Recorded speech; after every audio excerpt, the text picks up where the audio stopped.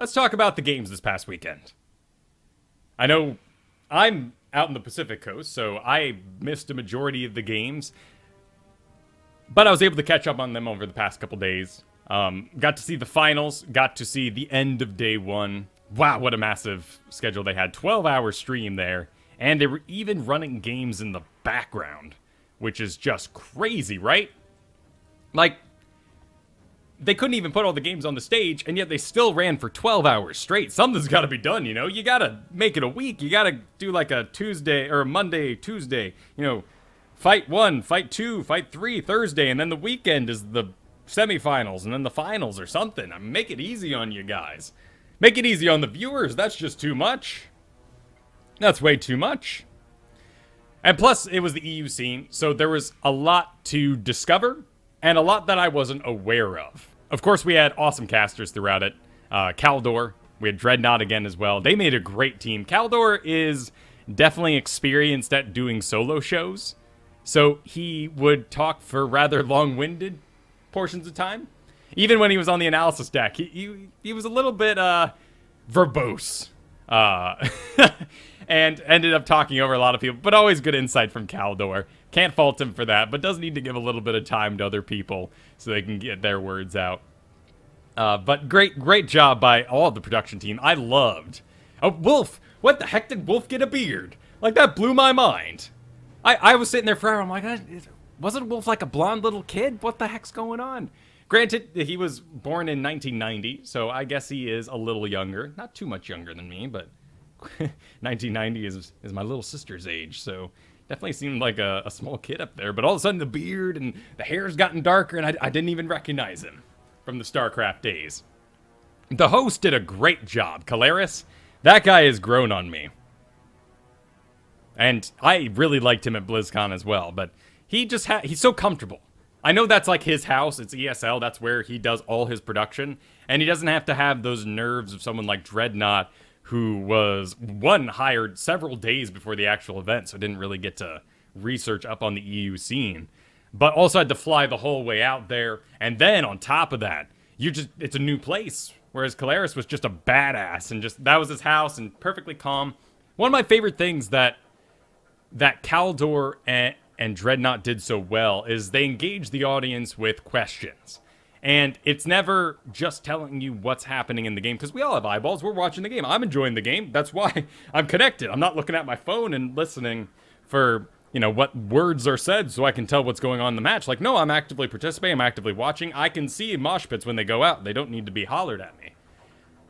And they would always take the time if a game was a little one-sided, which there were many over the course of the ESL, which is really surprising when we look at the NA scene, which seemed to be a little more chummy. Maybe not friendly chummy, but certainly they knew all the different teams and kind of knew what they were up to, whereas the European scene just seemed to kind of be a bunch of teams getting together and brawling it out, and nobody has any idea who anyone is, and maybe I saw your game before you played mine, so I have a little bit of insider information and gossip. But beyond that, I'm just having at you. Where was I? I forgot. Oh yes, asking questions. So even if a team was behind, they would ask if they could, what could they do to get back? If they could do this, what could they accomplish out on the map? And that was really fascinating to listen to. Even in like 3-level behind situations, it was still very cool to hear what possibilities they had. I would like to, right? And that's kind of my next goal. So here in ESL, I'm a complete nub, right? I don't know any of these teams. I know some names, certainly Na'Vi. Na'Vi rings a bell in my head, being a Dota fan. For many, many years, Na'Vi has been a force to reckon with in the Dota scene, so I can assume that they have good organization and a team house or something along those lines, and that they're well supported and they're funded, and these guys can play professionally full-time. Virtus Pro, right? Another name that rings a bell, Fnatic. I've definitely seen Mind Insanity before. Epsilon, not too familiar with. Team Liquid, of course. They're everybody. All over StarCraft, and one of the big teams for the NA scene. But I've never really been a fan of Team Liquid. I've just never really connected, I guess, with any of their players. Kind of hard to do in StarCraft 2, because you followed one player, and they sometimes change teams, so it was more about that one person, and not so much the team they were part of. But Reason Gaming, no idea. And Team Dignitas, of course, hurted them as well. But as the Heroes teams go, like, this isn't Cloud9, this isn't Tempo Storm here in NA, where we have this long-standing tradition of battle that is kind of ringed out over the ages. So very cool to talk about, and very cool to figure out what happened in those games. So let's play a little game here, because it's a very interesting exploratory exercise to see what happened in each game. So this was game one, and my favorite story from the entire weekend was Dignitas versus My Insanity. Day one, Dignitas versus My Insanity was a very different game than the finals that we eventually had, which were Dignitas versus My Insanity. So if you're not very familiar with these teams, that's a great place to start. If you've got time for actually just 5 games, you should check out Team Dignitas versus My Insanity. Extended best of 5, I guess you could say. Well, they went into a best of 5, but they're 5 games total. In the end, a fantastic little showdown between these two teams. But this was game 1 of day 1. And there's a little bit of information, right? The very first ban went for the Zagara, which was to stop snitches, who had just decimated Na'Vi in the game earlier with just amazing maws. These maws were fantastic. It was interesting to see a team like Epsilon 2 go up against teams like My Insanity and Na'Vi, who clearly understood the current meta and had the time to adjust to what the current scope is before going into a game like this. Epsilon just got crushed, and they seemed like they were playing a month or 2 ago. They were just sort of stuck in an old world. But then, My Insanity, Na'Vi, they crush Epsilon, but Na'Vi then goes on to fight Dignitas and My Insanity, who are even more embroiled in the current meta and just really ready to throw down and just knock Na'Vi out. Granted, it was their tank player, Alex, who said that the team has only been together for a week, apparently, practicing for Na'Vi. I guess they had some replacements. This was their first week practicing together, so of course it didn't pull off together. But Dignitas snitches, awesome combos all throughout, amazing devouring maws, so no reason why they wouldn't ban that first and get it out of the way. Interesting to think of bans too in this world, because it's coming in. It's coming soon. It seems like it. The fervor is building for season 1, whatever that may be, and the bans will come with it. And to watch the pros ban is going to be a very different situation than what we'll have at home. I mean, the best I think we could hope for is maybe they ban, everything that's overpowered. Whoever it is, whoever gets the power of the ban, whoever is the highest MMR player for the team, goes to Hot Slogs and says, Zul, Rhaegar, boom, done, and now we banned, and that's it. Like, that's the extent, I think, of what bans will look like in our house. Maybe a couple little flavor choices if you recognize a name on the other side, or the comp starts to come together in a second ban. But we don't have this insider information when we get to bans in our house. But it's interesting to see, like these Zagaras, these Stitches be knocked out to make sure that the enemy players can't get a hold of them. And this was a really cool game. So Dignitas goes in and they have Abathur. It's on Battlefield of Eternity. They're hoping to soak the lane. And one of the interesting poor tactical decision, but interesting choice nonetheless, definitely a choice, was to soak the lane with Abathur and defend the Immortal with the rest of the team. And they've got a very good core group. Rhaegar, Tyrael, Sonya, Li Ming. Excellent little core group to sort of go out there without that 5th player. But in the end, it didn't work out for them because they were stuck on the defense. It's exactly what Dreadnought's been preaching to us, and we've been talking about for the past 2 weeks. That, in the end, ranged heroes like Falstad, even the poke from Thrall, and the massive damage that comes out from a committed Thrall and Greymane, we're just able to burn through an Immortal way faster than this committed team on defense, who continually got pushed back. Abathur couldn't get out on the map because of Falstad. Falstad was actually the anti-Abathur pick here because he could continue to fly around the map. He had seasoned marksman. He was able to farm up a bunch of hits, so he was powerful once he got in a team fight. But he also had plenty of reason to leave lane and go push a lane, clear it out, and participate in that way. So this is the very final shot of the game. We can kind of see some of the talents they went. Abathur actually going with a non-Locust build in this case. Actually committing with a double tank, I guess you could say, Sonya and Tyrael. No real main tank in there, but 2 bruisers of a sort. and going with that sort of self-sustain build off of the spikes. Of course, it looks like Sony ended up going with the solo tank build, and Tyrael also trying to make up for that tank build, and in the end, that just left everything on poor Li Ming. Li Ming gets a level behind, she doesn't advance like other heroes, and ends up going down. Though very cool to see a unique Rhaegar build, and I guess it's not that unique for the pros. Plus, Rhaegar received all those nerfs over the past 2 weeks before we went into these games. So now, with everything in place, Rhaegar ends up going this sort of totem build, which was very cool to see, but ended up not working out for him.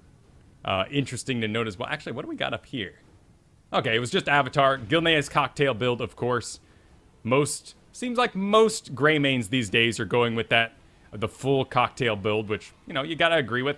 One of the funny things that ended up happening on this map, though, was Muradin. And Muradin ended up taking a siege talent, which was great. It was just for more damage, and watching him chuck his storm bolt at a wall was rather fantastic. Sledgehammer deals 400% damage to non-heroic enemies and destroys ammo on structures. Woo, woo. All that ammo, you gotta burn it down. But no, this did do increased damage to the Immortal, and it was actually a very cool little pickup along the way. Let's take a look at Game 2 of Day 1. And this was the draft. It was Infernal Shrines. Once again, Zagara gets knocked out early. ETC continually knocked out as well. That was a respect pick, a informed decision by Team Dignitas to keep taking that ETC away from My Insanity. And they end up banning Cho'Gall as well, which My Insanity was very much into. Stitches taken away from Snitches as well, because he had some good hooks throughout that whole game. But here we see yet another comp that ended up not working out well. And in the end, it was My Insanity's informed draft that ended up winning them the game. They took away the Zagara, they took away the Stitches, and they seemed to counter everything that Team Dignitas was up to. Watch this game, though. Watch the beginning of this game for a very cool look at the 1-4 split. And a lot of you have had questions about the 1-4 split. When do I do it? How do I accomplish it? How do I get a solo queue team to do this? You don't, basically. Your team might be on board, but for the most part, probably not, and it won't ever happen in your game. You won't have one guy in the top farming safely, and then 4 guys moving between the mid and the bottom. But the beginning of this game was very, very cool because Team Dignitas was always leading the engages. They were always the first one in the middle lane, moving down to the bottom, and they were so safe throughout that they ended up farming through their whole early game really well. And also they made a constant decision to give up the Immortals. No, Punishers. Because, as Dreadnought pointed out, they're pretty bad, right? And I see your voice chat. I don't think so. I think we'll just yell at each other and end up turning it off. But that's my opinion. I don't think voice chat is going to help out much. Though I met plenty of nice people through Dota voice chat and all that. And the silence people will get silenced again, so... it's not the terror that we're thinking it is, but it's an interesting choice for Blizzard to invest in. At any rate, Tassadar, the comments on Tassadar in this game were very, very interesting by both Kaldor and Dreadnought. I loved what they had to say about Tassadar because solo support Tassadar always seems like this crazy gamble. You never want to do it. Why the heck would you take a solo support Tassadar, particularly in any sort of quick match game? The way they described it was that Tassadar is the premier single target healer. He'll keep everyone's health very high. One person's health very high, I should say. 5-second cooldown on Plasma Shield. Shields a large amount of health for 5 seconds. And the shield is 50% stronger when cast on another allied hero. So these are really big shields, right? On a single guy. But if you have to heal or support multiple targets, that's when Tassadar ends up failing. So they were constantly hounding My Insanity for not attacking from multiple directions. And as they continued to wail on one guy, every 5 seconds, Tassadar was able to keep pumping out these very high-value shields. The pros continue to go Conjurer's Pursuit, of course, then into Mental here, which reduces the cooldown of Sight, which makes a lot of sense. Pro players are going to take advantage of Sight. It'll be a very valuable tool to them. Interesting to not see them use Leeching Plasma in a solo support situation. Of course, Healing Ward, now being targeted many, many patches ago by AoE effects, hasn't really been in the game for a while. We got to see a Rhaegar pick into Healing Ward, but beyond that, no one really uses it. And then down into Kala's Embrace. But interesting choice Always fascinating to see what they choose to sacrifice in this case. I mean, you do a little bit of Kala's Embrace, right? And you maybe give Thrall some bonus healing, but vision every 20 seconds. That's what the pros are doing. So interesting to watch for in that case. Let's take a look at the end of the game. The final specs. In the end, we did have a force wall, yes.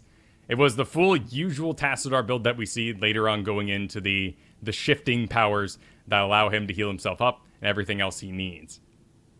Volo's build was kind of interesting, but nothing too out of the ordinary. Greymane was spot on, exactly how we would expect. Johanna, though, did take one interesting talent, which I'd like to look at here, and that was a Condemned talent at level 4. So she went with Eternal Retaliation. Condemned's cooldown is lowered by 0.75 seconds for each enemy affected. Maximum of 10 players. Okay, cool. So it affects lane minions and whatnot, and she went with the Knight Takes Pawn. So, yeah, I guess that would allow you to dive out of the Shrine Pit into lane, grab 7 minions, have a reduced cooldown, go back into the Shrine with that farm that you've just succeeded on getting, and have Condemn ready to go yet again. Interesting pick. Beyond that, Li Ming, pretty much the build for these days. Power hungry, taken whenever you can get enough of those globes together. Sonya's build looks pretty spot on. Those Tyrannals were quite brutal. Rhaegar making a sort of along the way decision to do a lightning shield build. And then, what is that? Okay, that's just an avatar, so nothing special there. Going with the normal sort of build and the hardened shield. So nothing too fancy here, just out-solided, really. And so we went into day 2 thinking that My Insanity was just unbeatable. These sort of out of nowhere, at least to me, like underdogs of the event. Not as much as something like Epsilon Esports, but still. Underdogs taking out Dignitas very handily. And then we went into day 2, and it was completely different, right? It was a completely different Dignitas, and this is what makes it so interesting. They clearly planned. Day 1, they thought they were just going to build solid comps. They go against My Insanity. It looked like My Insanity's coach was really on point, really gathering good information about Team Dignitas so that his team could continue to perform well. Team Dignitas makes a mad mature move, studies up that night, hits their game 1 of the day, crushes it, and moves on to the finals. Awesome to see. And then they start doing these very informed picks. This game, not so much as the other ones. We'll get into that in a moment. But here, once again, we see that counter of the Stitches. Rhaegar taken out. Cho'Gall once again removed because My Insanity loves Cho'Gall. They ended up getting that. They ended up going with the Zeratul, which was pretty, as a final pick, right? And here in the NA, we're all looking at that going, wait, what? Zeratul made it to the final pick? That's madness. And they went that time with the solo support Tassadar, which worked the exact same way that it ended up going for them, right? You know, in the previous game. It ended up working out this time. Tassadar was able to continue to put one shield on a single guy and keep him supported. I think the thing that surprised me the most about this map was Lunara's build, which was interesting. And she ended up going with Thornwood Vine, which most of them do, right? And that was some of the fantastic poke that this team had that My Insanity was never able to close on. And which seems weird, right? You got Monk, you got Zagar, you can land some sweet maws, you've got Sonya with her hookshot that can go in, you got Li Ming's ridiculous range. But in the end, Zeratul, Greymane, Lunara, Tassadar, and a Muradin to block the whole front line off ended up being what won them the game. They had too much poke. Interesting. It's another step forward, right, in the comps that we can make at home, is to think about what our poke power is, what kind of zones we can create, and how can we restrict the enemy's movement on something like Spider Queen. Plus, Lunara's sight did a great job all throughout here. But I want to take a look at that Lunara spec because it is rather interesting when we think about how Lunara has been played almost exclusively in the NA, which has been Nature's Calling. You're already pushing lanes. Maybe Nature's Calling is more of a hit-and-run kind of tactic. You load up the poison on some buildings, it ticks it down, you get the kill on them, you get the XP, and you walk away. With Spider Queen, this might be a little bit different because you're just in lane anyway. There's no surprise factor. There's no burst that you have to do on the buildings because you'll get the Spider Queens, you'll win the buildings in the end. But ended up actually going with the Wild Vigor, which is what most of us do at home. Nimble Wisp, of course. And then what was their level 1 pick? Okay. Okay, Cruel Spores. Ah, so I guess that's the trade-off there. When Crippling Spores hits only minions or mercenaries, the cooldown is reduced and mana is restored. I guess if you're being mana effective, you don't need Nature's Calling. But still an interesting pick after how heavily we saw Nature's Calling be a factor in the previous weekend's NA games. Rest of it's pretty standard. Let's go on to game 2 of day 2.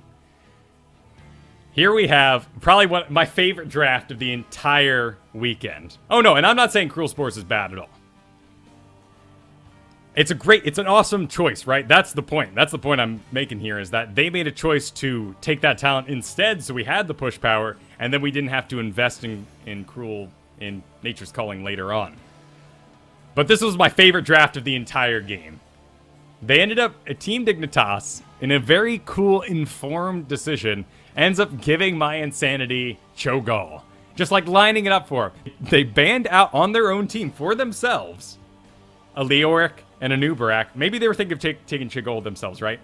It was a decent looking team before Cho'Gall was picked. Dignitas had ETC, Jaina, and Tyrande. You could squeeze, yeah, that's a nice solid little comp, I guess, you know? Make up for some damage. You have double tank survivability with Cho and ETC. Tyrande would do all right. And looked like maybe they were going to take Cho'Gall for themselves, but they forced my Insanity into it and just crush. And one of the main really cool reasons why they crushed so hard was Haymaker. Haymaker ended up punching Cho'Gall, mainly Gall, out of range of his Shadow Bolts whenever he was about to just unload them on an entire team. And you can see 3 levels ahead, they ended up taking this game. Very, very cool play. And poor Cho'Gall got crushed by just a super solid high damage comp along with that Haymaker. Awesome to see. And follow through on Thrall. Not a complete unknown talent, but interesting to look at. Let's see. Because I feel like, just off the top of my head here, we don't see a lot of follow through on Thrall. Probably end up seeing a bit more, yeah. At least in our leagues, we see more Wind Shear. But follow through, putting out a bit of extra damage with the Tyrande and all. Could have been good. Thrall, such a powerhouse right now. Game 3 of the best of 5. End up banning out Cho'Gall on Team Dignitas, taking out that Redgar as well. But this one actually came down to 2 little damage for my Insanity, which is bizarre. Again, another bizarre sort of comp. Greymane, plenty of damage, right? You would think. You got Monk, too, for a support anyway. Puts out a decent amount of damage. Yes, Sonya, yeah, you know, you're bruising and you're doing great on Infernal Shrines, spinning all over, staying sustained. ETC, not a ton of damage. But Tyrande's there to make that little bit up, right, in the end? But what ended up happening is the hooks were so fantastic.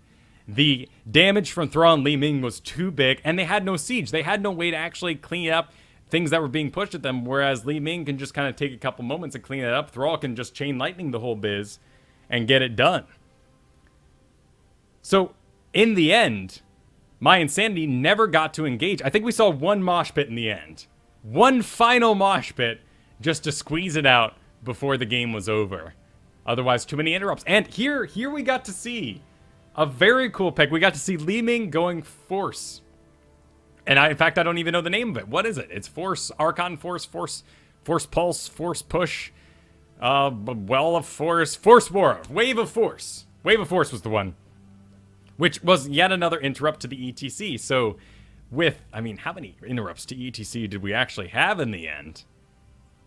We had Muradin stun, a hook, Wave of Force, Uther's business that he can do. Though I guess that would not be at range. If you start to hear the party sound, I'm sure pro player Uthers could land down a stun. And then Sundering as well, so not a single mosh pit. They constantly tried so hard to build that for themselves and weren't able to land a single darn one. Which is very, very cool to see. I'm going to look at that Tyrande build too. I'm interested in all those owls. What do we got here? So we got a Tyrande, level 1 owl. When Sentinel impacts, the cooldown is instantly reduced by 2 seconds. Sentinel no longer stops at the first hero hit. Okay. And then we ended up going with Ranger, increase the width of Sentinel, increase the damage dealt based on distance traveled. I like it. End up not working out for them at all. Solo support. No, she had the Khazad with her. There were some cool Divine Palms in there. But man, the zoning power. And a team that was... And that's one of the things that really interests me about the observation from Kaldor and Dreadnought here, was that they continued to say that Team Dignitas had all the siege on their end, and My Insanity could never close the distance or control the lanes. When you look at this, it's not what we would traditionally call siege, but I guess it works out. So very cool games. If you guys didn't catch a single thing throughout the entire weekend, I suggest you go back and check out My Insanity vs. Dignitas Day 1 and My Insanity vs. Dignitas Day 2. Very, very cool games there.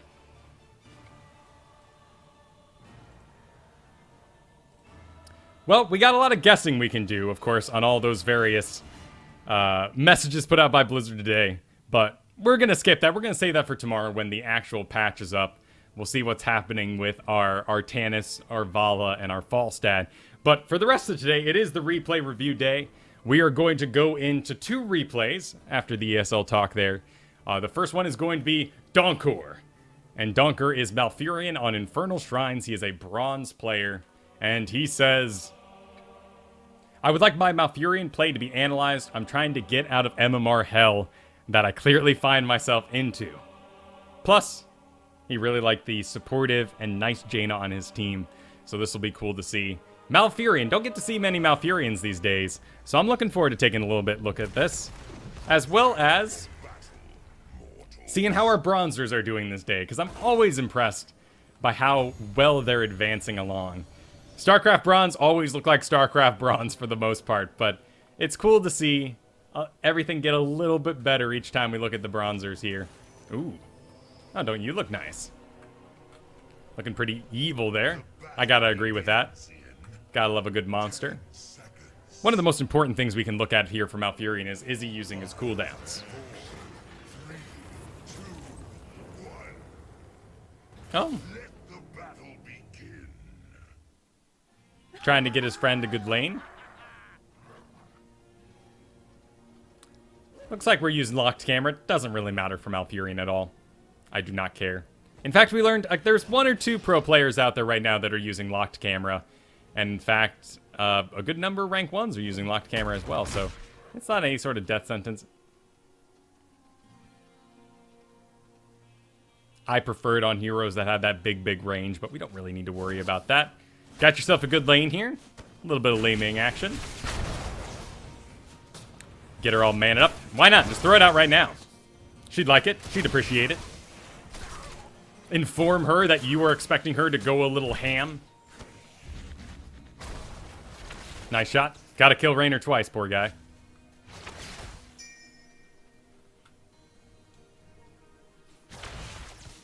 So what could we be thinking about here? We're looking at the lanes. Anything we're afraid of. We don't want to get caught by an Artanis for sure. Uh-oh. It just happened, guys. It's that time. What's going to be... we'll get to it later. But for now, I think I have to go with Gilneas Cocktail Gazlowe. I think would be the most dangerous. Though, reduce cooldown Scrap Greymane would be an interesting pick. Of course, you know, we got Morales farming up those souls. Li Ming going to be doing a little bit of spike bursting. And Jaina with the block. Anyway, a great opportunity to go ahead and get yourself out. Those roots, they look great right here. They'd be such a hindrance to poor Raynor, telling him that he can't exit the door while Jaina continues to wail on the wall here. So go ahead and give him that. Might as well. You got great mana. A little bit of Innervate here. That's all you need. Looks like Jaina falls in the top. Well, that's Greymane for you. Aw. Well, that's cute. Nice to see supportive players. Ooh, he needs to get him out of that zone. If you're not familiar with that talent, let's talk about it real quick. We don't see a ton of Arthuses these days, so I understand if there's a little bit of confusion. Frozen Tempest deals damage per second to nearby enemies, slowing the enemy movement speed by 6% per second, stacking up to 30%. So any slow, in my opinion, that is over 25% is extremely important and valuable. don't hang out in Arthas's Frozen Tempest for too long because you'll end up getting reduced to 30%. So what Diablo did was he engaged. He thought he could force him into tower range. He made the mistake, got fully stacked up for the slow, ended up dying. Something very easy to overlook, given the current meta that does not exist with Arthas. Activate the shrine.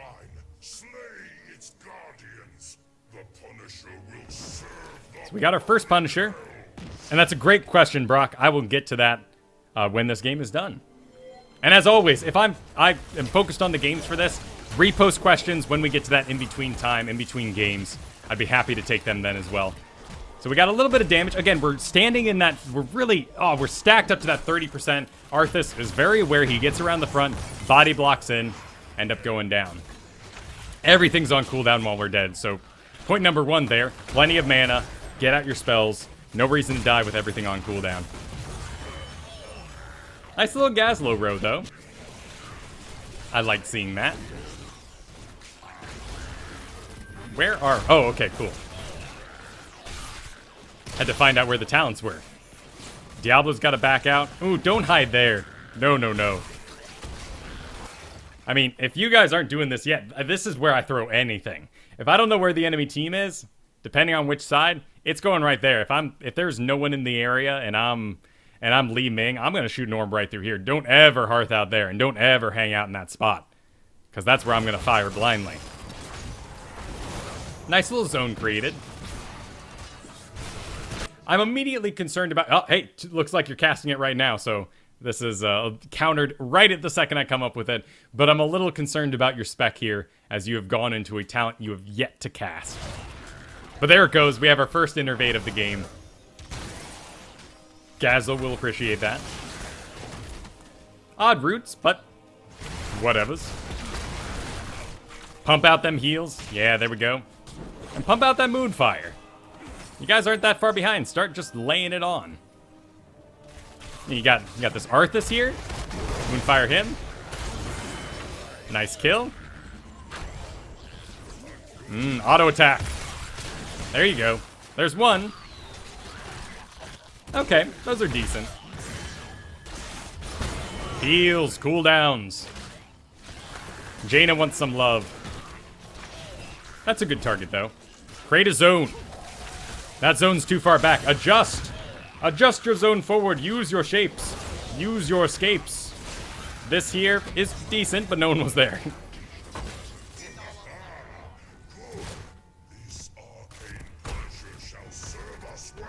Oh my. I don't think I've ever seen that one go that far out of lane, but I've never seen a Rainer continue to attack one from that particular angle. Donkor farming at the bottom. This is great, right?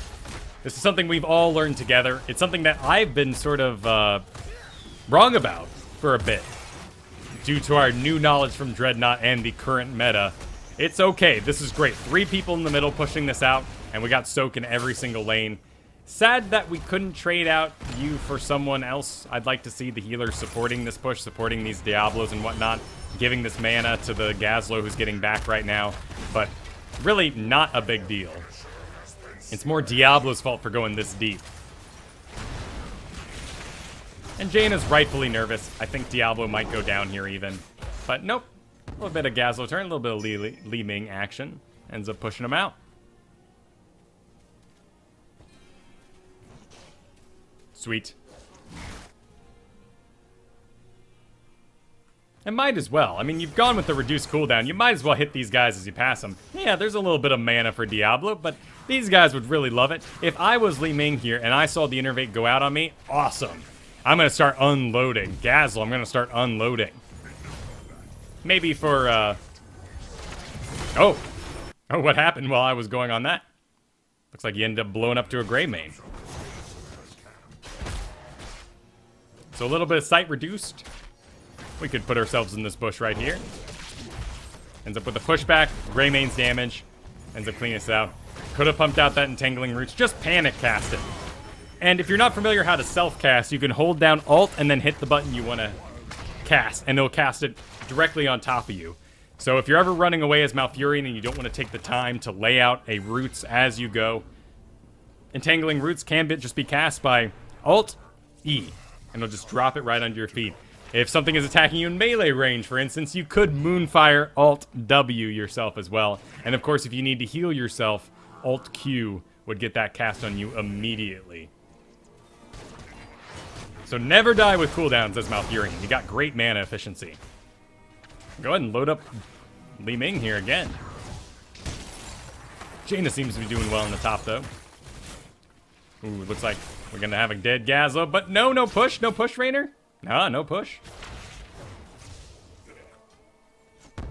So what zone would you create here? What would be the main track that someone would come at you from? Let's take a look at because this is clearly a pretty aggressive stance. We're a level up. We're about to hit level 10. If we can get this fort down, we will definitely have level 10 for the shrine here. That'd be awesome. Everything's missing, though. So where would you be most afraid of it coming from? There's an Arthas hanging around back here. There was a Greymane in mid. He seemed like he went up around this way, perhaps. But think about those things and use Entangling Roots. You got plenty of range for it to cast it. You know, let's hit the E button. Let's see where people are. Okay, so there's no real danger from Greymane. We can see that in our God vision here. Arthas is heading down to the bottom. With an Abathur, there's one less hero out on the field, so Raynor is backing out. But why not? You got great mana efficiency. Go ahead and throw him out. Throw him out wherever you'd be most afraid of getting ganked from. It could even just be here to say, hey, Arthas, don't come down this way. We're going to take this fort. The roots don't have to be clutch. They take a lot of time to expand, and anyone who walks into them will be caught for the full duration, even if they catch the tail end. So, you know, cast it aggressively. And that's not bad. That wasn't bad at all.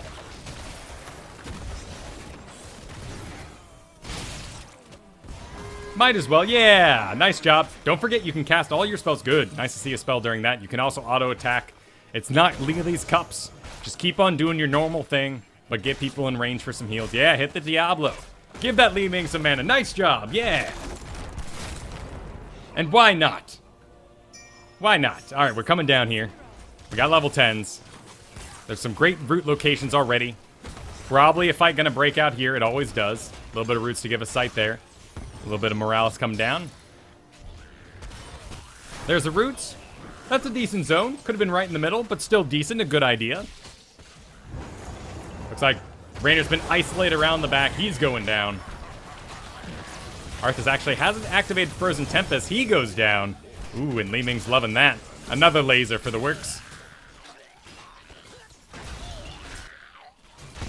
Here, use those WoW skills, right? Diablo was getting in a very offensive position. He wanted to be the one in this bush, but was brought back because he got a little bit scared. Maybe to enforce his position, to help him out, to encourage him to do exactly what he wanted to, a heal on top of his current health and ticking in the background could have done just that. So remember, your heals do have an initial sort of investment. They do throw out a first heal as they hit, but you can also load them up early because you have such a short cooldown and such a long duration to make sure that if he takes damage, he's already pre-ticking. Like right now, that Diablo. Load him up the second you see him. I wouldn't go with the mana on him. I'd give it up for Gazlo or someone else. It does look like Diablo's going down.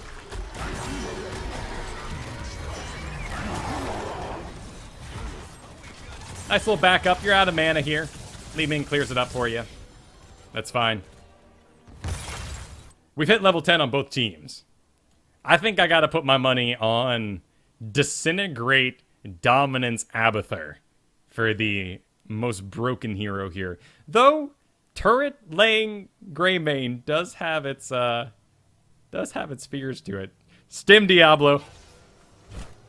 And Cinder Ghost of Jaina. Well, at least it's Ice Spect, right? Yep, go ahead and get yourself back. We got farm in the top. Looks like Li Ming can stick around. I'd like to see Diablo go take the middle, but otherwise, this is a fantastic position. You're level up. These sort of movements are A-okay. I'd like to see him, you know, continue to be on his half of the map, but perfectly fine. Good job. Oh, and no use too, sir. Wow. It's the Gentleman's Bronze League.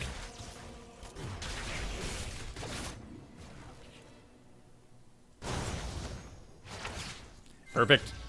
Unload it. Innervate. Innervate. Heal. You're so mana efficient. Plus, the timer is pretty long on Infernal Shrines here, so you can basically blow your mana and then go back, boom it up, tell everybody that you're heading back for mana, and then report to the shrine with plenty of time to spare. Let's see how your spec is evolving at the moment. Sure, Enduring Growth. I wouldn't put you on Cleanse or anything like that. You don't really need it for the enemy team. Shrink Ray? Sure, let's take a look at the enemy damage.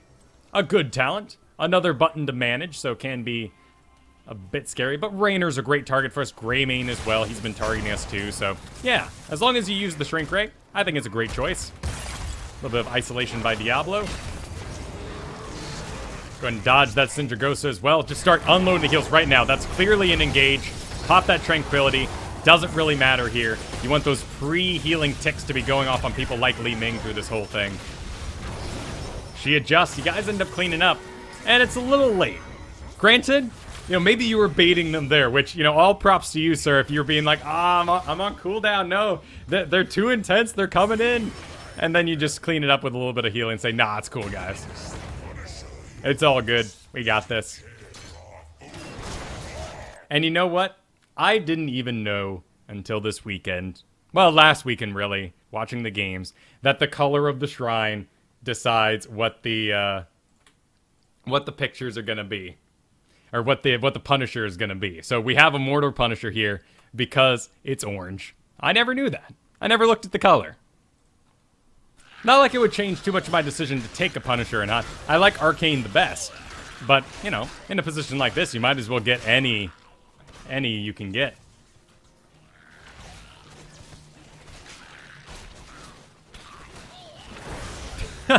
I'm glad you guys are having such a good time. Alright, they're closing in. They're rezzing up. They're going to want to wait for Morales, so as soon as we see any sight of Morales, though we can make a little bit of assumption off the basis of the tank here, as he moves in. There's Raynor, there's Greymane. Get a Shrink Ray off. Looks like it was already used. Jaina goes down, not a big deal. Heal out on, nice job.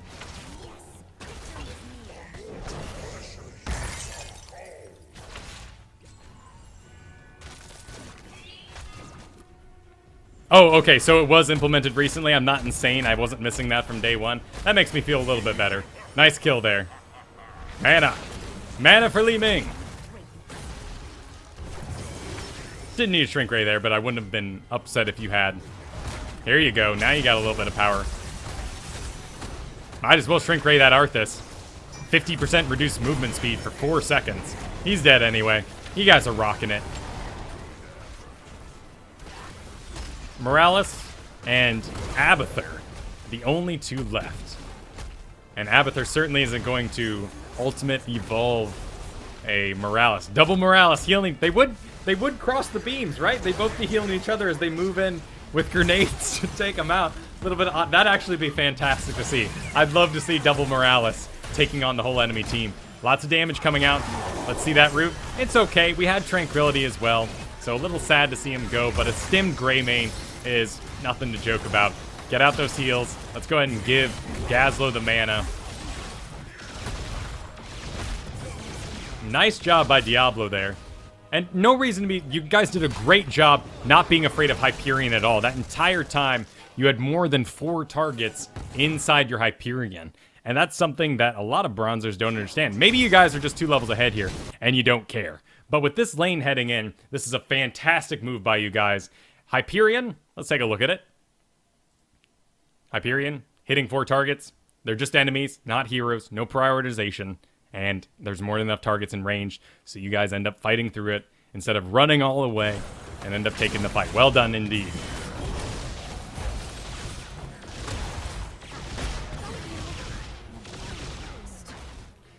Man, it's done. Go ahead and it up, holler it out. Sindragosa engage comes through. So definitely now. Get everybody back. And go get yourself all manned up, because mentally we're starting to tick. We're starting to feel the timers go.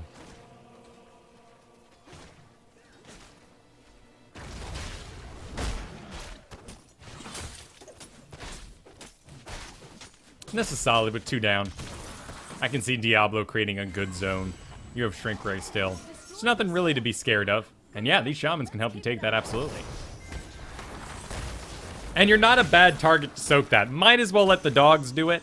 Actually, what happened there is you can see the target priority of the fort was slightly ruined because you moved in too early. And in fact, it's going to decimate the whole power of this push character that you have here. So watch as the fort targets you first, and then as you leave the range, it goes on to that shaman, which is a real shame, actually. I don't know if it kind of auto does that when you take an aggressive fort like that. Could be a tick of Blizzard, but now we have a half-health shaman getting lower. Looks like Raynor doesn't know to kill the shaman first, so it's not going to do as much as it can, but interesting observation there.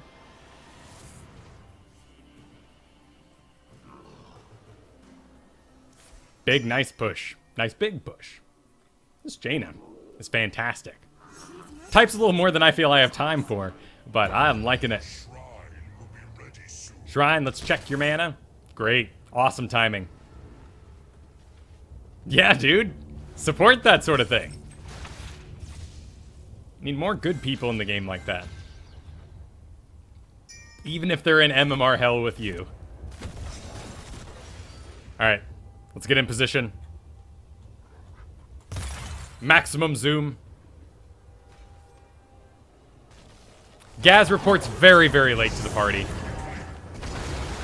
Absolutely his fault. Got to get in there, get his turret set up, particularly with the build he's doing. But nice healing. Think about that shrink ray target. You got an obvious one, Raynor right there. Diablo's engaged as well. But with a level up here, I think you guys are just going to win it just fine. Let's look at that again, because we had a lot of spells on cooldown, and there's plenty of opportunities to use them. Again, you know, drawing our shapes. Sindragosa comes out at a really bad angle. Everyone's going to escape right through there, so why not just lay down those entangling roots as soon as they happen. We got this area down here as well. Don't forget to use those moonfires. You got plenty of mana on this early engage. Hit Li Ming with a big mana too. And now we can even throw out a little bit of a get out of here entangling roots. Particularly on this bush. Wouldn't be a bad idea. Here you guys are being seduced out of lane. This is a bad idea. The clock is ticking. Greymane is coming back. Arthas is coming back as well. So by being dragged too far away here, kind of having a rough time. And this is going to delay. They can regroup, and they might be able to take this off us. Probably not. We got 2-level lead. But again, don't let your team get distracted. And be that force. Maybe even as the healer, you staying around in here, doing a little bit of moonfires and whatnot, could be enough to sort of relocate people out.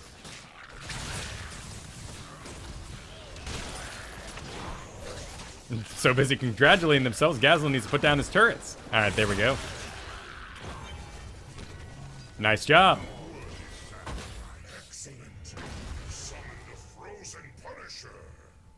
Frozen Punisher making his way. Never seems like the Frozen does much, but I think we're all pretty good at dodging it.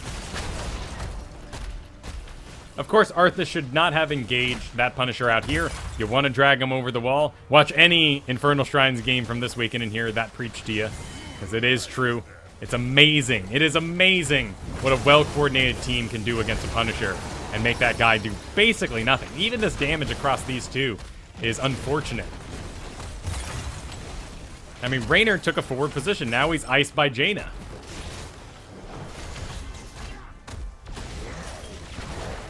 No reason to be scared. 2 levels up. You got the heals. Go in Tranquility. Maintain this push that Diablo wants to make. There's Li Ming wanting to run away before it was completed. Now we're on the full retreat, which is sad to see. Could have maintained our aggressive posture. A great stun by Gazlo and a little bit of cleanup. Nah, we're back.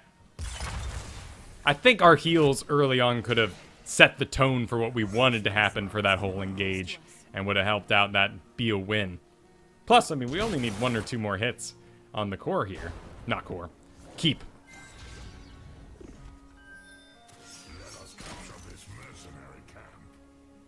But you're using the Shrink Ray, which is really great to see at your league. I'm very happy about that. So many people take those bonus buttons and then never end up. Where is she off to? Looks like we got a Rager.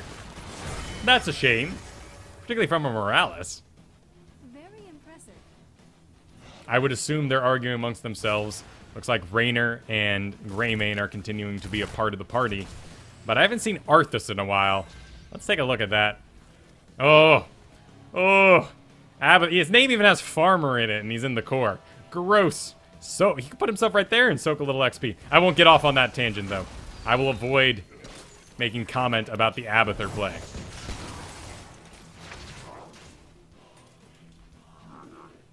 I like your pickup, Storm Shield. And you went the early Innervate Town, so no need to take the Talent for Tranquility, which no one really does. That man is not as valuable as a straight-up instant shield, because you have very little burst healing as Malfurion, so I like your pick a lot. No reason to be scared of Raynor here either. You guys are 2 levels up. You got level 20s. Go ahead and hit that Tranquility right now. This engage is happening. It's not the engage you want, but it's going down. In particular, Shrink Ray. Shrink Rays. Greymane Shrink Ray. Now, well, it's over. Yep, Arthas Shrink Ray. Nice job. Heals for Diablo. Encourage these guys with your Tranquilities. Let them know that now is the time to win because everybody gets full health.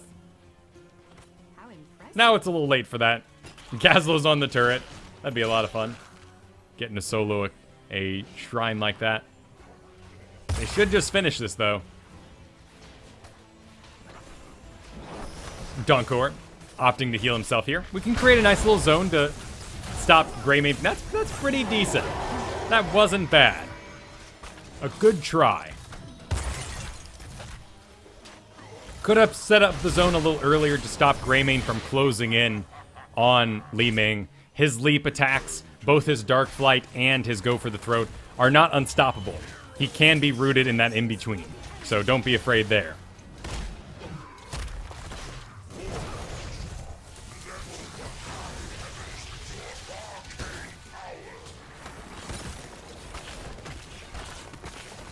And sure, see if you can't get around and hit that. Oh, there goes Diablo.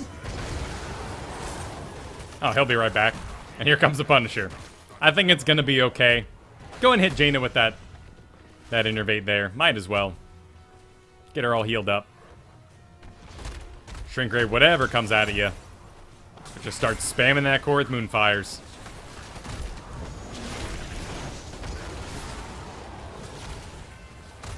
GFG. Well done, guys. Very well done. Great to see such a supportive bronze team. Sadly, on the other side, looks like they weren't having a good time. Morales throwing her life away at that one point. Let's take a look at the scores here. Top damage on that Raynor. Would have liked to see a couple more Shrink Rays on him.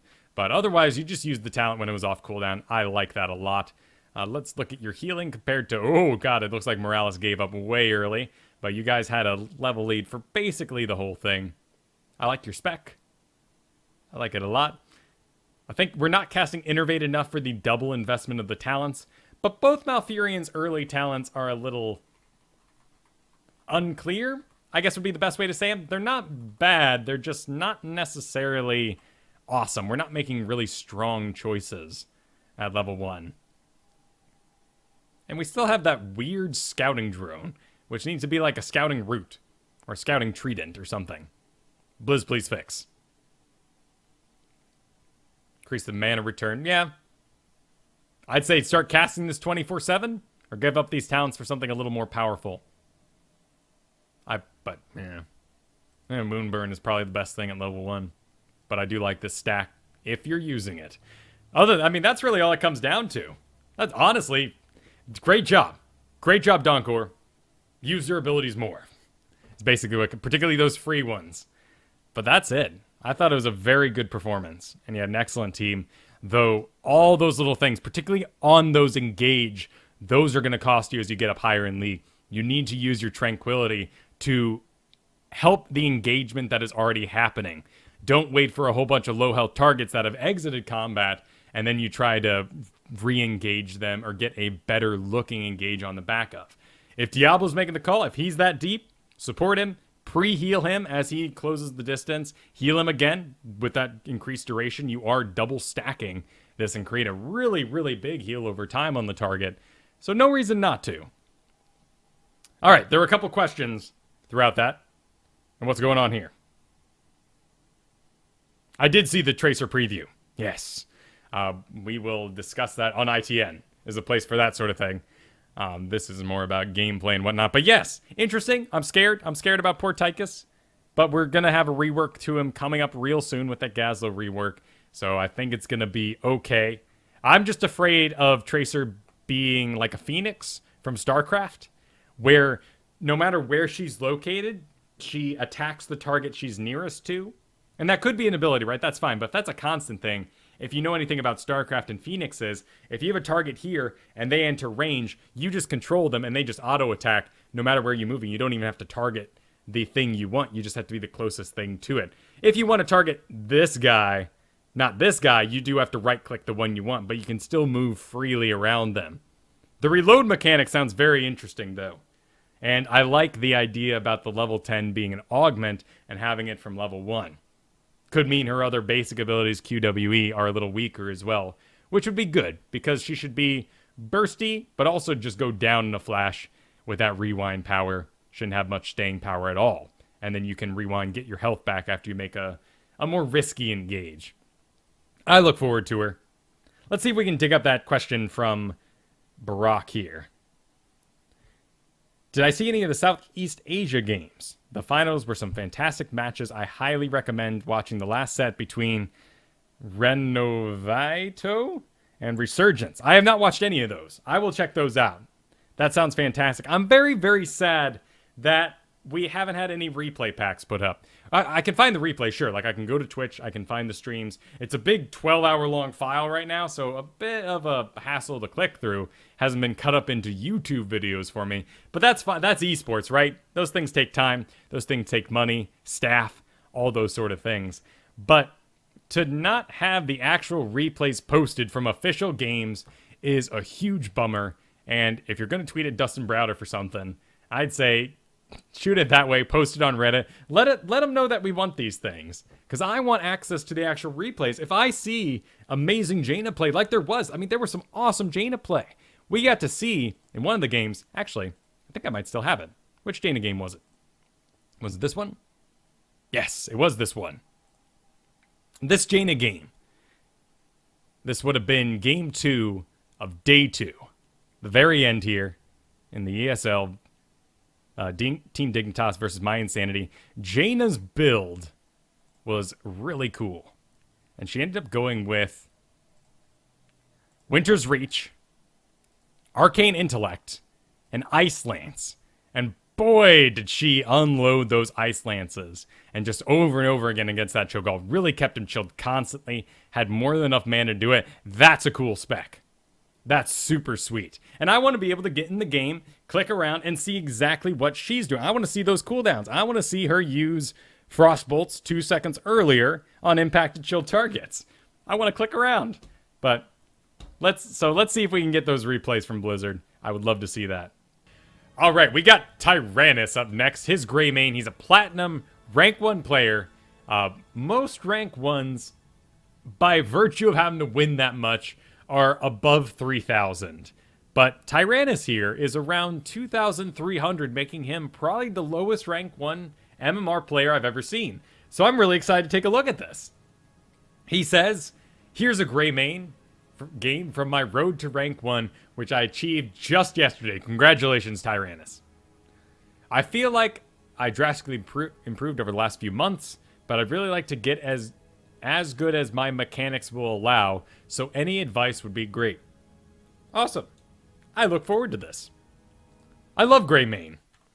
I have trust issues with my healers.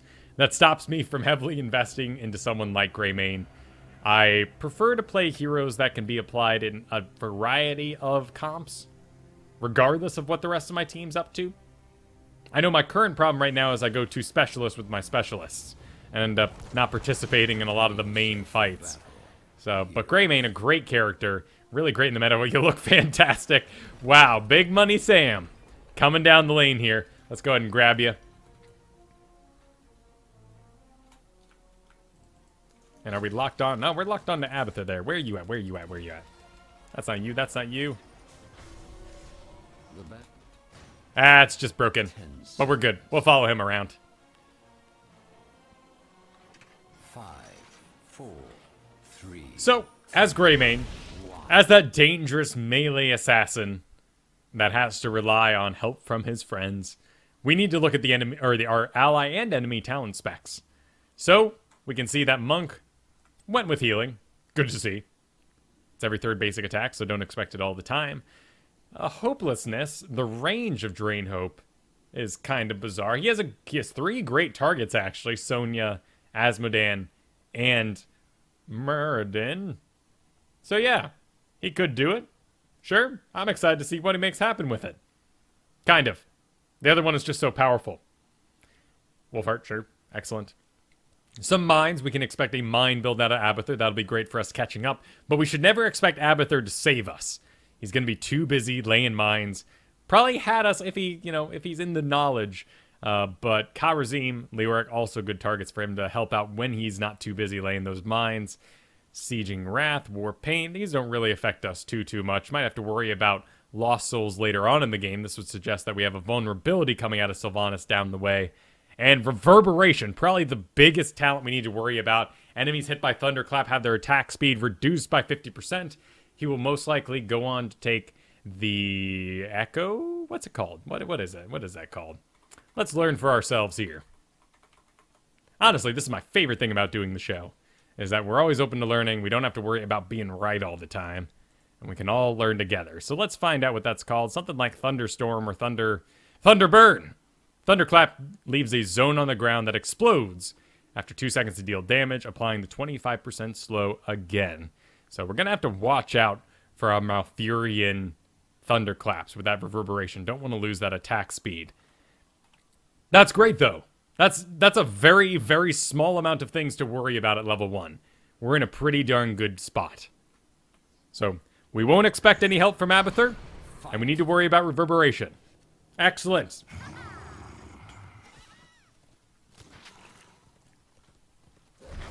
And we roll out. All into the middle. Might as well make yourself a part of that. Excellent. Gank didn't work, but whatever. No harm done. Lane minions come together in the middle. Lane minions still walking in the top and bottom. So hey, we've got plenty of time to relocate ourselves. We're going to hang out in the middle here with Li Ming. Nice use of the swipe for the escape as well. Good to see you taking notice of that. That was a very cool Gilneas cocktail. If not effective, it was cool that you did the somersault, the disengage, and then threw it immediately after it. You just looked cool, which is very important in the early game. As I've talked about many times, you're informing the enemy team how cool of a guy you're going to be. And I like this. Monk down in the bottom. He's fine down there. Kind of a rough lane for Skeleton King. Would much rather see him in the middle, maybe you in the top. But the decision's been made. You know, this is just, looks like a Heroes League. We'll have the bell go out for the curse soon. So we don't really need to worry about these lanes that much. Oh, I'd like to see him in the bottom too against Asmodan.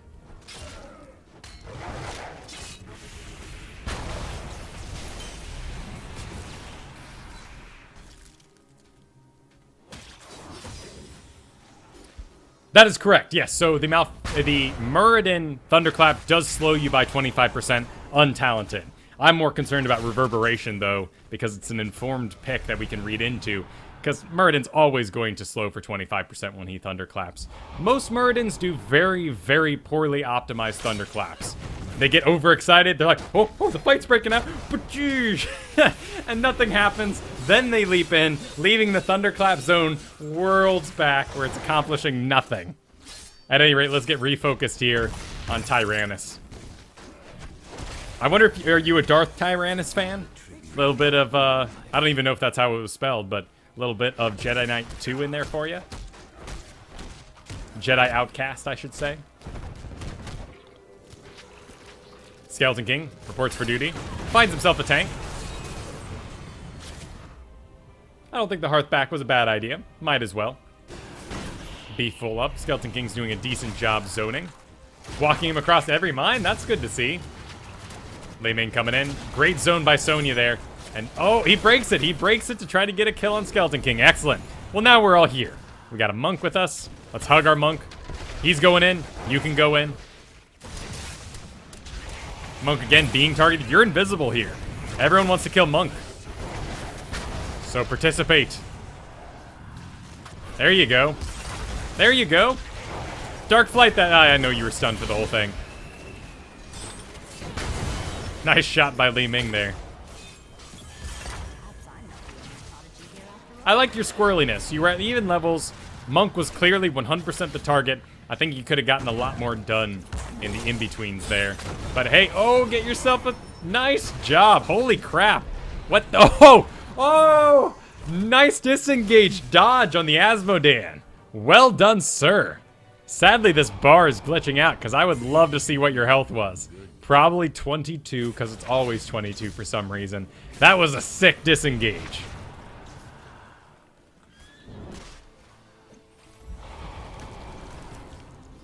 Calculated. Nice. Hey, inspire some confidence in your team. Muskrat asks if he's using his inner beast too often, which is why he was for that. Oh, great delete. Let's watch it again. Let's watch it from a scenic angle, shall we? Because that was fantastic. Sylvanas taking a little bit of damage from the monk. Here he comes. Really taking advantage of the skills that the pros have been showing off recently with that Gilneas cocktail straight into the dive and just deleting her. Awesome job. But yes, Inner Beast is a very, very expensive spell. I think the Hearth was excellently planned, though. Other characters are Hearthing as well. We could have been a little bit earlier, but losing mana there and having to go Hearth, I don't think was a big deal at all. We'll see how it goes into the later game if we end up hovering around too much mana problems. Greymane definitely has them. It's how he's held back. Another great dive. Not going to accomplish much, but don't matter. Zoning out the Asmodan. Has to go heal. Rhaegar's well. Ooh, wow. That's a nice bit of mines, but he's gone full mine spec. As to be expected. There's that reverberation we got to get out of. Nice dive. Excellent choice. Very brave as well. Carry that back through your team, though. Excellent. Over the mines, though. Ends up working out just fine. Great bravery. So many characters get too scared and stop participating. You are a brave man, sir. And I appreciate that if I was on your team. Now, he does have a well he can go hit, but it's pretty clear that no one's out on the map. We had a monk here giving us sight. This tower goes, so we can expect that he's going to get himself on back. Excellent. Does right in time. And a mine actually aiding on that escape just fine. Abathur doing the soak business up top. Excellent. These are some nice rank 1 plays here. Monk is stuck soloing this. I think he'll be able to do it. It's just going to take him a while. Nice Gilneas cocktail. Whittling her down. Into the dive. Oh, one more hit.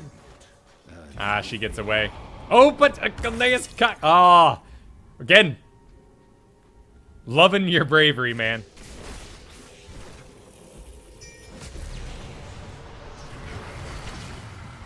We'll check in at 10 to see if there's any new talents we need to be aware of, but right now things are looking pretty darn good. I like to see some communication that you wouldn't be making this particular engagement. Now you're hearthing. Gonna be way late on my way. I would have just told my friends to, or my teammates here, to just abandon. This is not an important tribute. It'll suck that they have two back-to-back, but whatever. These Asmodan delays as well are just gonna keep on flowing.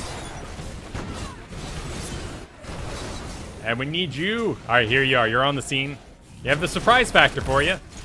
A little bit of health missing, too, from the support and the tank, which makes you, again, more invisible.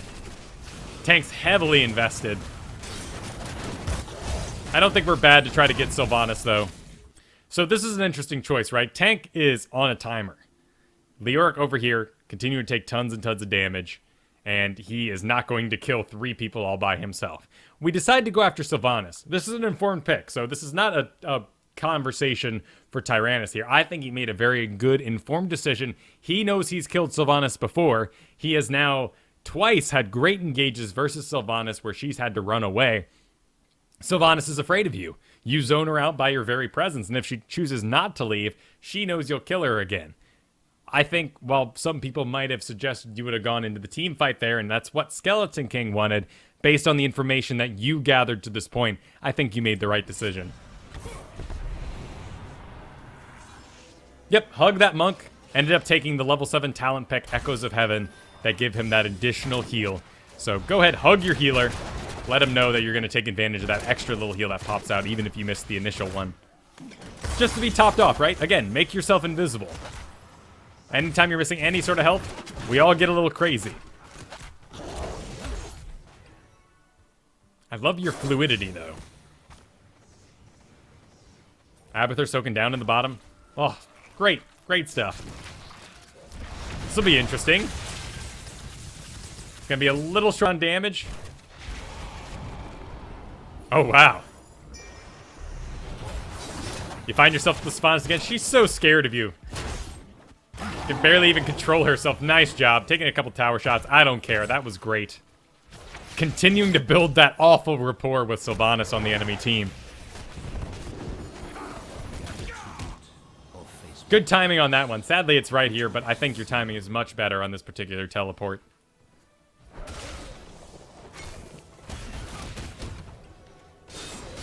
Always sad to see. I mean, they've got 3 good targets, but I just like Divine Palm. I know it's risky. You guys can just let this one happen. Abathur soaking in the bottom as well. No one, ugh, says Leoric. I guess you could have stuck around, but I think you made the right choice to get back. No harm done. And hey, an isolated Sonya. Oh, but no one ugh, and he reports to the objective with 0 mana. All right, whatever that name is.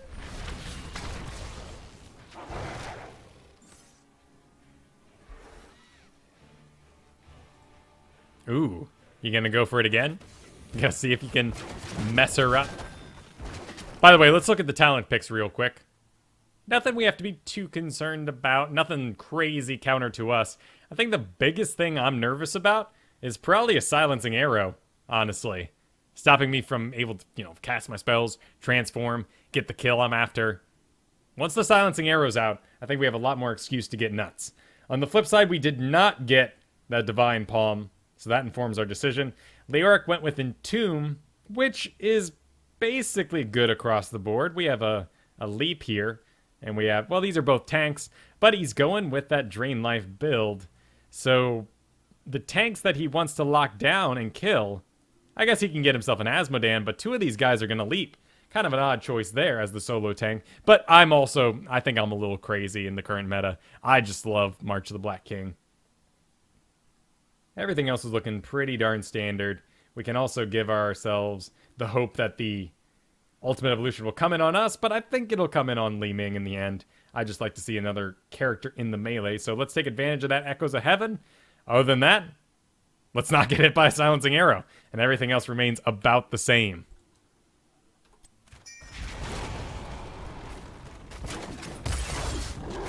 Good cocktail, good aggression. Got an Abathur hat as well. I'm curious to know, just as a rank 1 Greymane player, what you prefer to do at level 13. Oh, the wiggle is good. Wow, oh, and the ball. Wow, he goes flying. We found ourselves a Sonya, though. Nice job.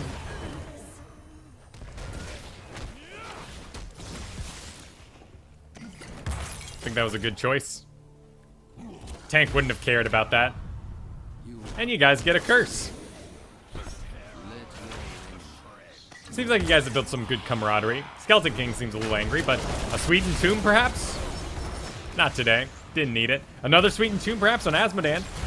Come on, dude. Lock him down.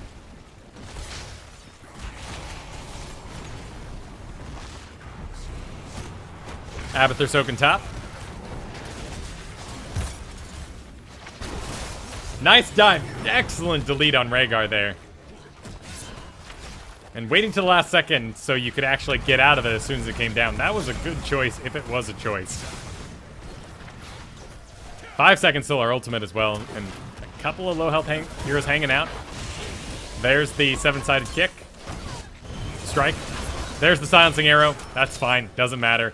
Here we go. We're all amped up, ready to go. Nice kill. Oh my goodness. I'd love to see you go for it, but nope. Get yourself on back. Great job. And Abathur is going to end up taking this top fort as well. This bottom fort is also looking like it's going to get pushed. It'll be okay. It'll be okay. But that top one, nice job, Abathur. How'd we win that? We won that because Greymane's awesome. Well, of course. Well, Li Ming would think that. I mean, she's just role-playing, right? Let us capture this mercenary camp. And I agree. Saving it for the Rhaegar there was a very smart call. With the aggressiveness that was going down there, I wouldn't have minded seeing it on Asmodee. And remember, too, we're dealing with a 50-second cooldown. Not that far off from our previous Phoenix second cooldown of 25 or 45 seconds. So I just like to see him whenever there's an opportunity. Never know if Rhaegar would even show up to that fight. And here we go, a little bit of Li Ming action. Oh, ends up getting on out of there. Let's rejoin our Tyrannus here. Looks like he's going with basically the build that pros are using these days. Most are going with the Scented Tincture at level 1. But Unfettered Assault is great since they reduced the... Well, they buffed it. It used to have a increased cooldown for the lunge distance. Now it's just basically a no-brainer. Use it for movement speed, just like Tyrannus is doing here. This is a great example of how to play Greymane in a Heroes League environment. They're gonna get their own boss, but whatever. That's a good choice by them. I think you guys might even be fast enough. They do lack a little bit of damage. We don't know where any of them are. If Asmodee is locked on with a laser, and he has done a laser build, he might already be almost done with it, but I think they're a little low damage, and in fact, you guys could have made it. It's a good push in the bottom, though. Abathur aiding that. Interesting location. Yeah. I think the tribute is the right call. Yep, let the boss go. It's still got walls. It'll be a bummer to lose this keep if it does fall, but tribute's more important. Yeah, well said, Kawazim. I like that in Tomb. Nice job. Go for the throats ready. Excellent. Didn't even need it. And hey, Abathur's actually cloning us. That gets me excited. I'd like to see him take... He probably won't because he went with the Locust build, but it'd be very cool to see him take the level 20 augment to Ultimate Evolution. That gives you a shield every couple seconds. If he is going to continue to clone you.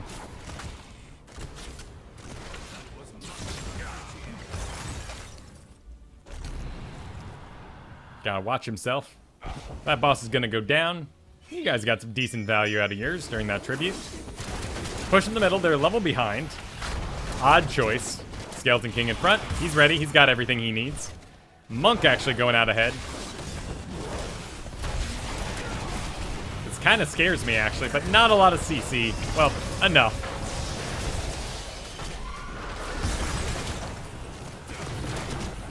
Everyone's getting a little bit low. Skeleton King goes down. Nice job there. Regardless of if you die here. Yeah, no. You just had to turn around there. I do not blame you for that death. I love what you did here. I love this choice you made. They were overcoming you. You were getting stuck behind. You tried to recuperate, and you use the Dark Flight to dive on the Sonya. Not for damage, but to get yourself a little bit forward. Trying to get that disengage ready. In the end, it wasn't ready. You end up falling. But still, I love that decision. And just turn and fight. Yeah, there's nothing... Oh, wow. Great leap. Brutal. Abathur could be a little more out on the map right now, but let's take a look. Yeah, he's just a little low on cooldowns, waiting for the Locust Brood. Probably going to deep tunnel somewhere else important. Monk likes to go off on his own.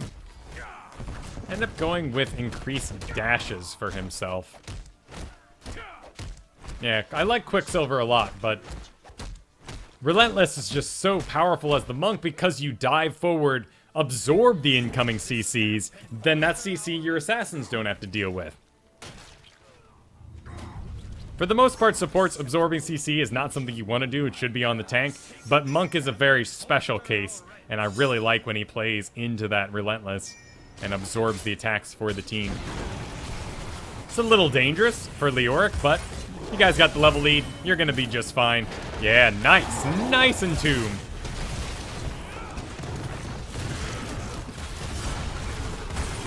Jeez.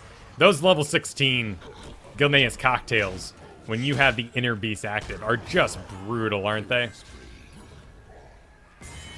Concentrated Blast is the talent. Yeah, increase Gilneas cocktails damage by 80% while Inner Beast is active. And you're doing a great job juggling that.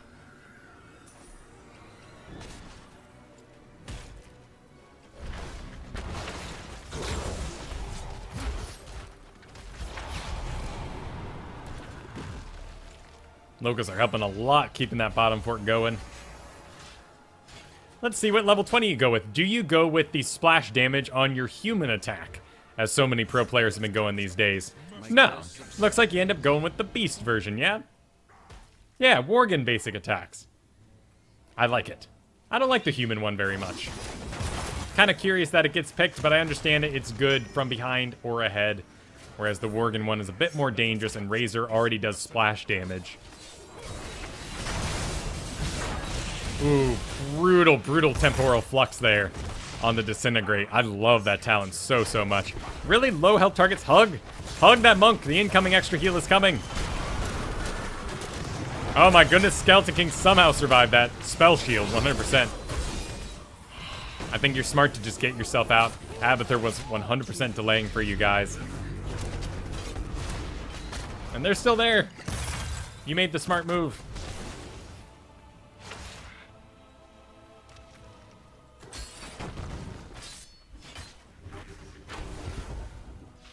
What an odd little battle. It had no point. They're 2 levels ahead, yet nothing is committed. Oh. I think we had a misclick there. Can't blame you on that one, though. And... oh my god! What even got you? We'll have to wait till recall for that. Actually, let's investigate. Just out of curiosity. Maybe it was the tail end of a slam or something. But yeah, definitely looked like a misclick on the old disengage there. Laser comes through. Stun is good, but we live, and then... oh, it's the tail end of the Asmodan damage. Well, he falls. I think you traded your life for 2, so you're A-okay, right? Oh, Greymane is an AI. We lost our guy. We lost our guy. So he's incredible. He's incredible no matter what. It's just an AI, man. We can't... the one time we got to call him out on something, in the replay he sends, he's an AI. Capture this mercenary camp. Well, that's one problem. Don't disconnect, but I'm sure we'll see him come back.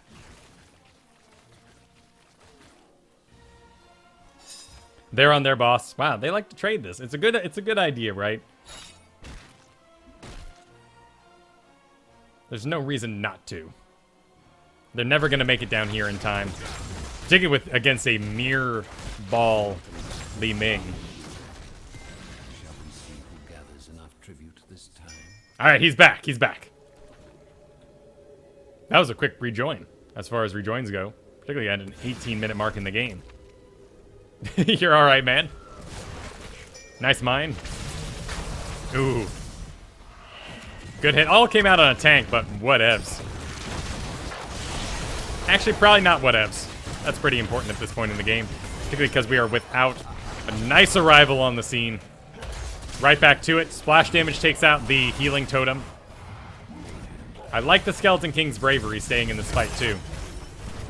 And your, of course, aggression throughout this all. Sure. A little bit of a miss there. Oh, but the mirror ball aims true. And the boss on the bottom is doing some decent work. Asmodan's going to take that out pretty quickly. But I doubt you guys will suffer any more damage than they're going to take.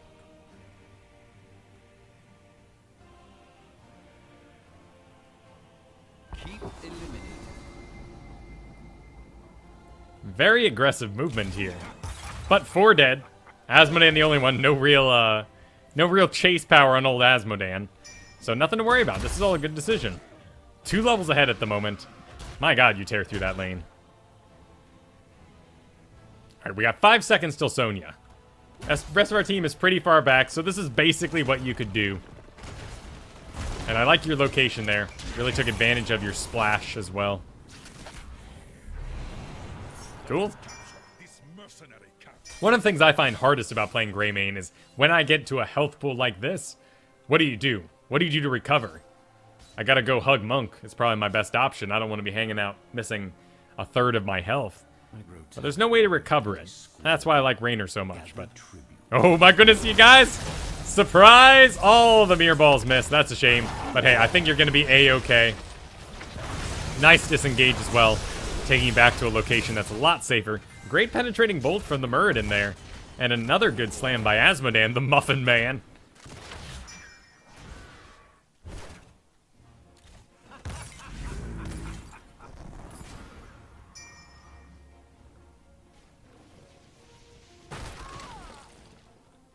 I think you're smart to get back, plus you're out of mana anyway. Tribute's coming down, curse time. Now what can we do during this? Sonya's down. We're a level up. Nearly 2 levels yet again. Definitely need your damage though. Li Ming's getting a little aggressive, but hey. That's Li Ming. There's the sun. Hey, we've got nothing to be afraid of now. Silencing arrows out. So let's see you kill everybody. I look forward to it.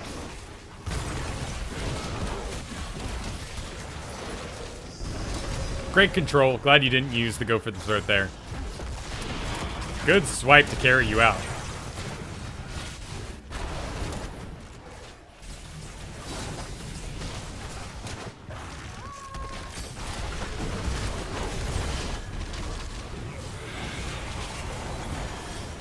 Interesting targeting.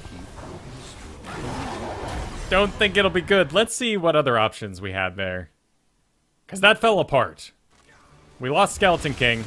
In the front, took way too much damage. It's a good Drain Hope. The Li Ming zone is decent, but everyone closes. Double leap, double dive. And our cooldowns, yeah, our Dark Flight carried us over to the Asmodan, and now we're stuck in the back.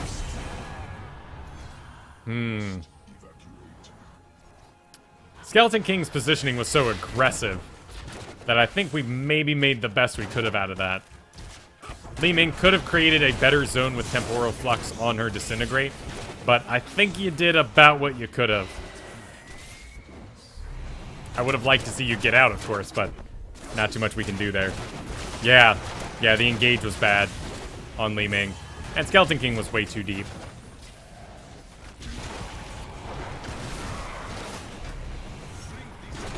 Fickle. Hollers Kavrazim. I think they can get it. A little bit of their love. Skeleton King's back on the scene.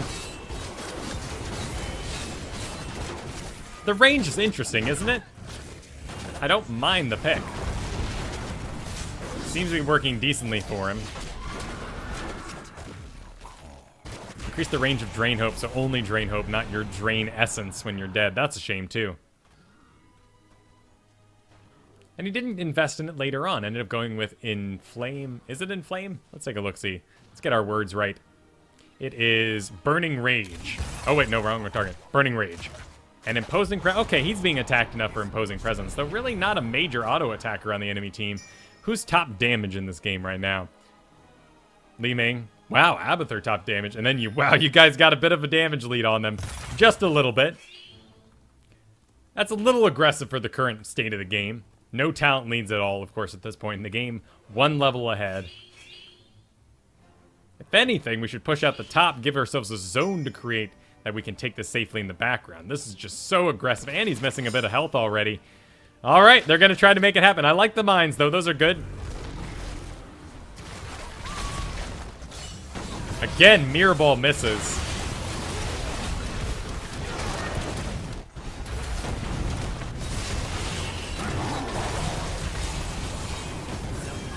Oh, okay, hang on. Let's take a look back, because that got away from me. All right. No, a little bit further back than that. Let's really just watch our Greymane here. Okay. So here they come. Sonya blindly leaps in. You take your step back. Throw the Grenades Cocktail, which hits 3 targets. Dive on the Muradin. Interesting choice. We have to work on him for a while. Then we round on the... Wow, into the back. That was a great move. I really enjoyed your target selection there. I think you picked very high health targets, but Sylvanas being the squirreliest of them all, I think you did it extremely well there, and you were a big part of why you even won that team fight.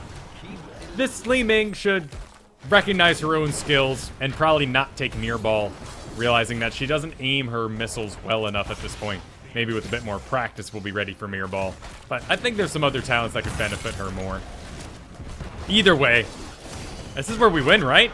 Nope, silencing arrow comes out and we need to retreat for a second or two. Where's our monk? All right, let's hug him for a little bit. Echoes of Heaven can help us out. He's got Circle of Healing as well, so I don't know why he's mounted up. He could just top us all off and we can finish this out. We got 17 seconds. Skeleton King is not wrong. There we go. Hang out. Get that hug. Sonya's going to be pissed. She's up in 3 seconds. Nice jump. Going down, though. And you guys win. Great choices. Well, that was delightful. I really enjoyed getting to watch you. I didn't think that was beyond the realms of rank 1 at all. I think you're stuck in an MMR lower than your skill at the moment. But I don't know what your roster is. You know, maybe when you get stuck on a healer, you lose all your games, or maybe you can't tank. Who knows what's going on in the background that's keeping you at that MMR. But that was some superb and well-informed by the current meta Greymane play. Congratulations. I really like your talent picks. Yeah. Yeah. Good stuff all around. Good control, too, of that targeting. Would have been cool to see Abathur go that talent. No one takes it, of course. Nobody does. I'm thinking... I'm not even sure what it's called, actually. Let's take a look. Let's take a look at that talent that I love so much on Abathur in a situation like this when we have a Greymane. But again, you know, his push power was fantastic throughout the whole thing. It is Evolutionary Link. As long as the ultimate evolution is alive, the original target gets a shield for 20% of their maximum health. It is maximum health based, and Greymane doesn't have that much health. So maybe it wouldn't have been as cool as I would have hoped, but always fun to see cool talent picks throughout. Even the Sylvanas was just kept down the entire time. So again, when we got to a vulnerability out of Sylvanas, we weren't concerned at all because it was already over. We had scared her so much throughout the early game and continued to just counter her that vulnerability didn't mean jack. So awesome, awesome job by you. Yeah, man, I really enjoyed getting to watch you play. Greymane is something I aspire to play well as well. And man, your disengages rolling out of those Asmodans, those were clutch.